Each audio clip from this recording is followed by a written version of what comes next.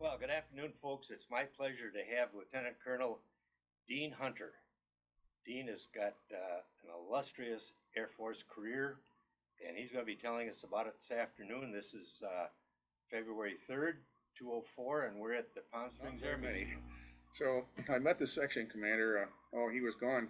I was there 4 days before he came in, and he said before I could fly the T-28, I had to have an in-country checkout, and if I failed it, I would be flying ones or Goonie birds. Well, that was the only encouragement he gave me. So I'm back in this tent, and his clerk comes running down. And he said, "Captain," he said, "you're scheduled to fly with Colonel Adderholt." And he said, "You get to the briefing room right away." So in the briefing room, and this colonel hands me a piece of paper. He said, "Here's the combat frequency." He says, "I'll see you on the horn in 5. I looked at him, and he says, "By the way," he says, "my name is Heine." I said, "Yes, sir, Heine." So I left, and he left, and I thought, God, I went back to my tent, and I told this my bunkmate there, Jerry. I said, "Jerry Shank," I said, "where's the flight line?" And so he said, "Take my bicycle," and he said, "Go down this street, turn left, etc." So by the time I got out to the flight line, found my aircraft, Colonel already had his engine running. So the crew chief was really great. He got me strapped in and got everything. Well, by the time he got me strapped in, I got my engine going, the colonel had already taxied out. So I taxied out, and I had a heck of a time. I never did catch him. I'm coming down the taxiway, he's taking off. So I really peeled down there and took off after him. Well, he's just a speck out there in the horizon, and I'm doing all I can. He didn't give me anything. Most fighters, when you fly at the lead, always gives you a couple of inches or, something so you can catch up, play with. Not Adderholt. He just went straight. Well, I never really caught him, but I never really lost sight of him. I didn't catch him until he got down to the area where we were in our ordnance, and he was in an orbit. And he said, "You stay up here, and I'll go in hot." And he said, "No, be sure you hit the target." And there was a big hooch down there. Well, he rolled in and dropped his weapon. He missed it. Off and rolled in again and dropped his other two and missed it. He cleared me in. And the only thing he said, this was the second time he spoke to me, was, "2, you're cleared in." So I rolled in, rolled out, and pickled my bombs, pulled off, came back around. There was nothing. So I rolled in again, pickled my other two, and the only thing I heard was, "2, if your arms or weapons." Of course, I had this sinking feeling like, oh my God, I've blown it. Well, he took off, and I was still pulling up around when he took off, and I didn't know where he went. And it's all jungle terrain. Everything looks alike. There's no radar, no nothing. Yeah.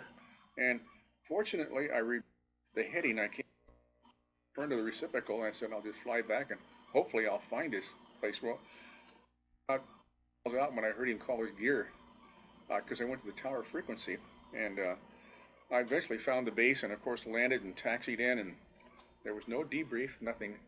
And next day, the section commander told me I'd passed my in-country check ride. And the funny thing is, now it's 37 years later. I went to my first Air Commando reunion last year. I met now General Adderholt, and the first thing I called him was an asshole. And I told him, He was. I said, "I've been calling you that for 37 years. He was. Oh, he was. He was terrible. He was down there just to get his flight pay, and his tax deduction. One flight, that's all they needed. Anyway, debut into the first ACS.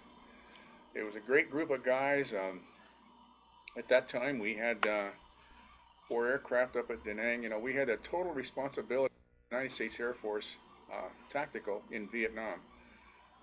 And of course, Vietnam was broken down into 4 corps areas. They called it I Corps. First Corps was at Da Nang. We had 4 aircraft there. We had 3 at Pleiku, which is up in the highlands. And then our main base was Ben. We had 3 or 4 down at Sock Train, which is in the Delta. And in 1963 and early 64, that was a bad place, a real bad place. You could get killed real easy down there. So conditions were bad. Well, Bill, I know we're running out of time, so I'll try to sum Vietnam up as fast as I can. I flew 166 combat missions, all air to ground. I was a 24th pilot into the squadron in November of 63, and by March of 64, there was only 4 of us left. So there were some good times and some bad times. at the end of my tour, I checked out in the A-1E when they first came over. I didn't like that aircraft as well as I liked the T-28. It had a lot more firepower. I enjoyed that. But the 28 was the modified 28 was so maneuverable. It was a fun ship to fly. You know, when you, one thing about the squadron, we wore Australian bush hats. That was kind of our thing. And it was, you couldn't put a snakeskin band on there until you got a bullet hole through your aircraft. I flew 69 missions with no bullet hole, and guys would get killed on my wing, 2 or 3 guys, or they get all shot up, and nothing would happen to me. And I told my bunkmate one day, I said, Hal, I said, when we come home today from the mission, I said, I'm going to land on this road west of Benoit, and I said, I'm just going to take out my 45 and punch some holes through there. I can't take this any longer. Well, of course, I got my first bullet hole on that mission. I was ecstatic. And in any event,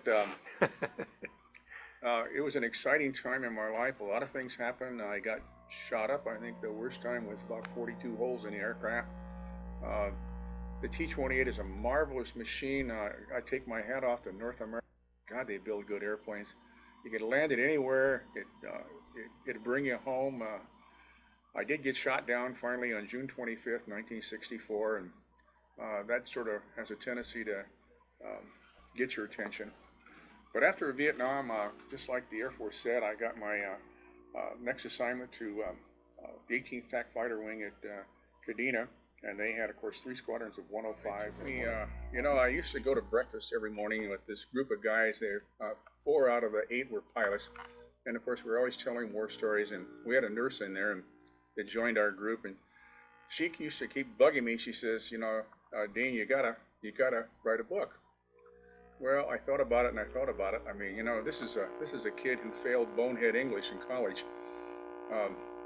So I started out with just a notepad, and you know, I went maybe 6 pages on a notepad, and I said, this is not going to work. So then I finally went to a computer, and it took me 6 years to write this. The biggest problem I had was going back and, you know, trying to remember names from 50 years ago. That was difficult. The first story, and of course my wife being an English major, just gave me heck all the time, but she was outstanding. I mean, she did a lot for me in this book. The back cover has, of course, a picture of me on it as a young lieutenant colonel.